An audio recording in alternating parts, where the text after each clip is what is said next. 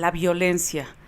Nos quejamos de los jóvenes, nos quejamos de los niños, nos quejamos del gobierno. Hacemos algo por erradicarla, hacemos algo porque en nuestra casa, en nuestro hogar, no haya violencia.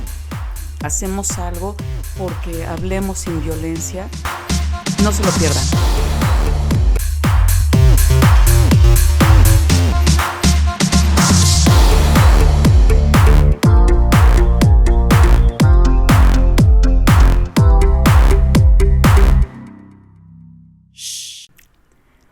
Bienvenidos, estamos en otro episodio más de Residuos Peligrosos. Y esto empieza desde que existimos, hemos ido evolucionando. Sin embargo, este tema de la violencia creo que no ha evolucionado absolutamente en nada. Somos violentos desde la prehistoria. O sea, nosotros éramos violentos por sobrevivir, por un instinto de supervivencia, por conseguir comida, por no ser devorados por los depredadores. Nos hemos ido hasta las guerras, hemos ido desde los deportes como los gladiadores. Hoy en día, aunque se ha trabajado con derechos humanos, se ha trabajado con acuerdos en ciertos países, se ha trabajado con prevención, se ha trabajado con mucha información que está a nuestro alcance. Nosotros cuando crecemos en nuestra casa, en nuestro hogar, donde debería de ser un poco más amor, armonía, comunicación, todo esto, aquí es donde empieza la violencia. Normalmente las mamás, hizo una investigación la UNICEF, más que investigación es una encuesta donde le pregunta a las madres de familia o a las cuidadoras, no nos vayamos con las madres de familia porque no siempre son las que cuidan a los niños, donde les preguntan, ¿saben o están de acuerdo con que en la manera de educar haya violencia? Y todas están conscientes de que no lo es. Sin embargo, el 97% de ellas que contesta que no es, ejercen esa violencia. No necesariamente tiene que ser golpeado un niño. Esta violencia se está llevando a cabo o se está midiendo desde las palabras. Hablando de esta violencia en la casa y que después nos llama la atención de por qué llevó el arma a la escuela el niño, por qué se hizo esta guerra, por qué este delincuente es tan sangriento. Ok, observemos en nuestra casa. El 39% de las personas que cuidan a los niños ejercen violencia. El 52% es una agresividad y una violencia psicológica. El 35% es violencia física. Y el 7% es violencia física agresiva. Hay algunos parámetros que hace que aumente o que disminuya esta agresividad o esta violencia. Si hay discapacidad, por ejemplo, en el caso de los niños, la violencia aumenta. Mayor educación escolar en los padres de familia o en los cuidadores de los menores, la violencia disminuye. Donde hay menos dinero, violencia aumenta. Los niños más violentados entre los 5 y los 9 años. ¿Por qué? La mayoría de los niños es donde empiezan con los berrinches. ¿Qué es un berrinche? Bueno, hay muchas personas que hacemos berrinches, por cierto.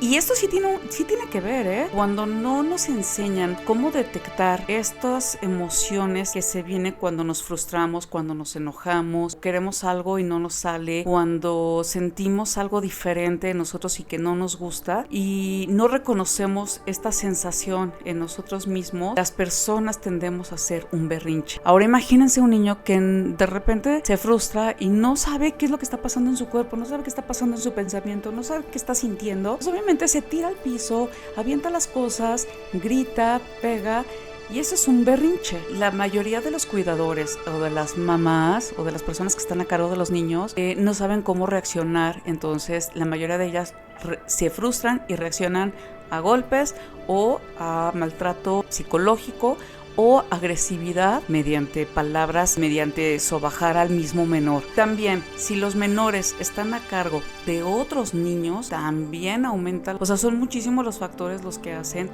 que disminuya o que aumente. Y esto nos da es un indicador muy claro para ver cómo podemos prevenir. Porque lo más importante de todo esto no nada más es que lo sepamos. Absolutamente no, es que lo podamos prevenir. Si nosotros estamos hablando que en los menores de edad estamos ejerciendo nosotros como personas que cuidamos a los chicos, estamos ejerciendo inconscientemente, yo quiero pensar que estamos ejerciendo esta violencia, pues es momento de que pongamos conciencia, despertemos esta conciencia. ¿Qué es lo que pasa? O sea, sí hay un perfil más violento que otro para poder detectar que un menor o que un joven va a hacer o va a ejercer esa violencia. ¿Qué rasgos de personalidad puede tener un joven o un adolescente, un menor, para que podamos decir, bueno, este chico puede desarrollar una violencia y puede derivar en que sea súper violento y violente a su alrededor? Una elevada tendencia a la agresividad, no tiene control sobre su ira, le cuesta trabajo reflexionar. Todos esos son factores que podemos detectar a tiempo, que podemos percibir, que podemos observar. Ya hablamos de los menores, me gustaría platicar un poco más de los jóvenes. 3 de cada 10 jóvenes dicen ser violentados por su novio. Ojo, o lo justificamos con es que me quiere, es que me cela porque me ama. A mí tampoco me gustaría que me lo hicieran. El 76% entre los 15 y los 17 años han vivido violencia psicológica. El 17% violencia sexual. Y el 15% violencia física. No necesariamente tiene que ser el golpear, el jalar. Simplemente el agarrar fuerte. Todo eso entra de una violencia física. Lo quise platicar desde diferentes parámetros, desde dónde viene nuestra violencia, más o menos qué es lo que pasa en nuestra casa, cómo vivimos o cómo nosotros ejercemos una violencia en los menores, o cómo crecemos nosotros en un ambiente violento y cómo llega hasta los jóvenes esta violencia. ¿Qué han vivido los jóvenes como violencia y qué personalidad violenta pueden tener y podemos detectar a tiempo? Niñas, niños, si estamos viendo que está teniendo estos rasgos de violencia, es una red flag.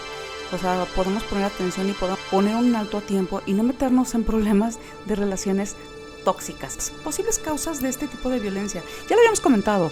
Lo que es una familia, la familia donde nos estamos educando, donde estamos creciendo, donde nos estamos formando. Puede ser un entorno familiar, ya sea violento o que sin querer se ejerza esta violencia, o donde pues haya violencia entre las personas, un entorno disfuncional, o sea, donde los papeles o los roles familiares no estén correctamente. Eso hace que haya roles equivocados y donde haya problemas en entender problemas de salud mental. Detectar estos problemas de salud mental es muy importante. No los están detectando a tiempo, no están bien medicados. ¿Qué quiere decir? Que no tienen un tratamiento, no llevan un tratamiento, y esto puede derivar tanto en problemas como de suicidio, de depresión, de violencia, de percepción diferente de la realidad. El abuso de sustancias, muchas veces cuando la gente toma, muchas veces metes algún tipo de sustancia tóxica, también nos lleva a ser violentos. Y la última que quería yo mencionar, que para mí se me hace muy importante y que todos podemos trabajar en ella, es en desarrollar habilidades de resolución de conflictos. ¿Qué quiero decir con eso? La mayoría de las personas que somos berrinchudas o que son berrinchudas es porque no sabemos solucionar, no tenemos esas habilidades para solucionar problemas. Nos frustramos al no saber solucionar dicho problema y entonces reaccionamos. Por eso decía que era importante que desde que son chicos, y si no tuvimos esta preparación, bueno, nosotros como personas, o sea, podemos empezar a trabajar en cómo detectar nuestras emociones, en saber qué es lo que está pasando, por qué se están generando, y entonces trabajar en ellas. La educación y la concientización. Si nosotros estamos conscientes de todo lo que estamos mencionando, podemos entonces prevenirla. Cuando estamos empezando a sentir ese enojo como Hulk, bueno, podemos detenerla y podemos poner un alto y poder tratar de trabajar esta violencia. Una prevención primaria. ¿A qué me estoy refiriendo con esto? Hace rato mencionaba que había factores en la sociedad que aumentaban esta violencia. Por ejemplo, la pobreza, la desigualdad, el desempleo, todos estos factores sociales también aumentan una violencia. Intervención temprana. A esto me estoy refiriendo. Haya vivido algún abuso de chico, tenga un entorno o que haya desarrollado algún trastorno mental, si lo detectamos a tiempo lo podemos tratar. Las leyes, el apoyo a las personas que han sido violentadas, violadas, es importantísimo que brindemos ese apoyo, ese cobijo. Una intervención legal, o sea, todas las personas que ejerzan violencia deberían de sufrir las consecuencias de lo mismo. Ya sea que haya sido consciente o inconsciente, finalmente estamos lastimando y estamos violentando no nada más a la persona, sino todo un entorno. El desarrollar esas habilidades para solucionar problemas es de suma importancia. Para detectar emociones es de suma importancia. El diálogo y la negociación. ¿Qué tal? ¿Sabemos lo que es esto? Esto es básico en cualquier comunicación asertiva. Es básico para poder desarrollar una habilidad para solucionar problemas y no llegar a estos actos de violencia. Si yo hubiera sabido esto cuando yo era menor, créanme que me hubiera evitado muchísimos problemas. Yo era una persona que realmente no sabía cómo darme a explicar. No me sabía comunicar. Entonces, si algo me hacía sentir mal, si algo despertaba en mí esa impotencia, el hecho de, por ejemplo, yo decía mucho, a mí algo que me rompe y que me saca de mis casillas es una injusticia. Y curiosamente, yo cuando sentía que había injusticia hacia mí, hacia otros o hacia cierta actividad o acción, yo reaccionaba violentamente y muy violentamente. ¿Y qué pasaba? O sea, lejos de solucionarlo, entonces derivaba en un problema todavía más grave. Y creo que ahí es donde yo empecé a darme cuenta que no era la forma de solucionar los problemas. Francamente, a mí me daban tips de, ay, cálmate, piensa las cosas antes. El clásico, cuando era mi época, cuando yo estaba chica, había un comercial de cuenta hasta 10. Entonces, se cuenta que ya cuando ibas a pegarle a un niño, entonces tenías que detenerte y pensar 1, 2, 3, 4, para que te calmaras y entonces, bueno, no ejercieras esa violencia. Yo traté de llevar a cabo la mayoría de estas fórmulas que dicen que funcionan. Sin embargo, a mí me gustaría decir